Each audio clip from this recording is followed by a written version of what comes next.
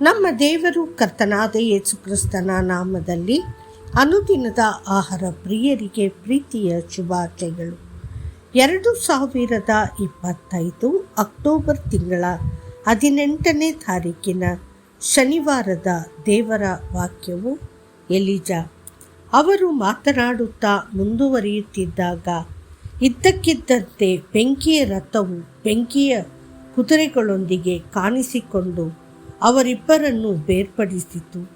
ಮತ್ತು ಎಲಿಯನು ಸುಂಟರ ಗಾಳಿಯಲ್ಲಿ ಸ್ವರ್ಗಕ್ಕೆ ಏರಿದನು. 2 ಅರಸುಗಳು 2:11. ಇಂದು ನಾವು ಎಲಿಯನನ್ನು ಭೇಟಿಯಾಗುತ್ತೇವೆ. ಇಸ್ರೇಲ್ನ ಉರಿಯುತ್ತಿರುವ ಪ್ರವಾದಿ, ರಥ ಮತ್ತು ಕುದುರೆ ಸವಾರ. ಅವರು ಕರ್ತನಿಗಾಗಿ ಅಪಾರ ಉತ್ಸಾಹಭರಿತ ವ್ಯಕ್ತಿಯಾಗಿದ್ದನು. ಅವನು ಈ ಲೋಕವನ್ನು ತೊರೆದು ಶತಮಾನಗಳು ಕಳೆದಿದ್ದರು. ಅವನ ಜೀವನವು ಇನ್ನೂ ನಮ್ಮ ಹೃದಯಗಳಲ್ಲಿ ಪವಿತ್ರ ಉತ್ಸಾಹವನ್ನು ಹೊತ್ತಿಸುತ್ತದೆ. ಅನೇಕರು ಎಲಿಯನನ್ನು ಅಸಾಧಾರಣ ಮನುಷ್ಯನೆಂದು ನೋಡುತ್ತಾರೆ, ಆದರೆ ಸತ್ಯವೇದವು ಹೇಳುತ್ತದೆ ಎಲಿಯನು ನಮ್ಮಂತೆಯೇ ಸ್ವಭಾವದ ಮನುಷ್ಯನಾಗಿದ್ದನು. ಯಾಕೋಬ 5:17.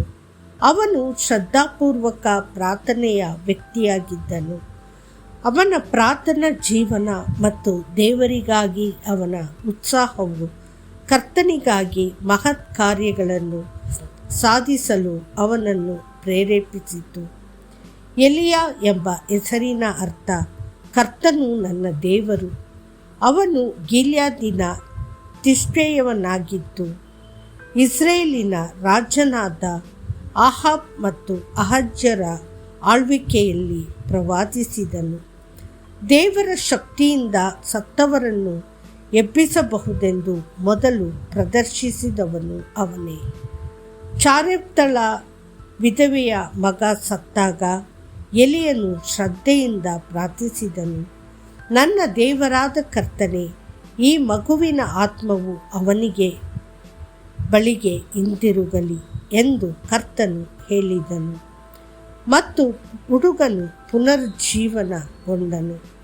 1 ಅರಸುಗಳು 17:22. ನಂತರ ಎಲೀಷನು ಶೂನೇಮ್ಯಳ ಮಗನನ್ನು ಎಬ್ಬಿಸಿದನು. ಮತ್ತು ಹೊಸ ಒಡಂಬಡಿಕೆಯಲ್ಲಿ ಯೇಸು ನೈನ್ನಲ್ಲಿ ವಿಧವೆಯ ಮಗ, ಯಾಯೀರನ ಮಗಳು ಮತ್ತು ಲಾಜರನ್ನು ಎಬ್ಬಿಸಿದನು.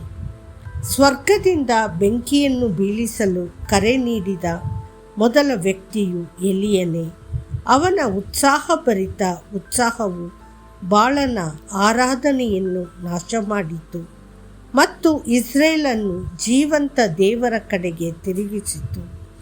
ಅವನು ಪ್ರಾರ್ಥಿಸಿದಾಗ ಬೆಂಕಿ ಬಲಿಪೀಠದ ಮೇಲೆ ಬಿದ್ದಿತು ಮತ್ತು ಜನರು ಕರ್ತನೇ ಅವನೇ ದೇವರು, ಕರ್ತನೇ ಅವನೇ ದೇವರು ಎಂದು ಕೂಗಿದರು. ಬಾಳನ ಪ್ರವಾದಿಗಳು ಸೋತರು. ಹಳೆಯ ಒಡಂಬಡಿಕೆಯಲ್ಲಿ ಕೇವಲ 2 ಪುರುಷರು ಮಾತ್ರ ಮರಣವನ್ನು ಅನುಭವಿಸದೆ ಸ್ವರ್ಗಕ್ಕೆ ಕರೆದೊಯ್ಯಲ್ಪಟ್ಟರು, ಹನೋಕ್ ಮತ್ತು ಎಲಿಜಾ.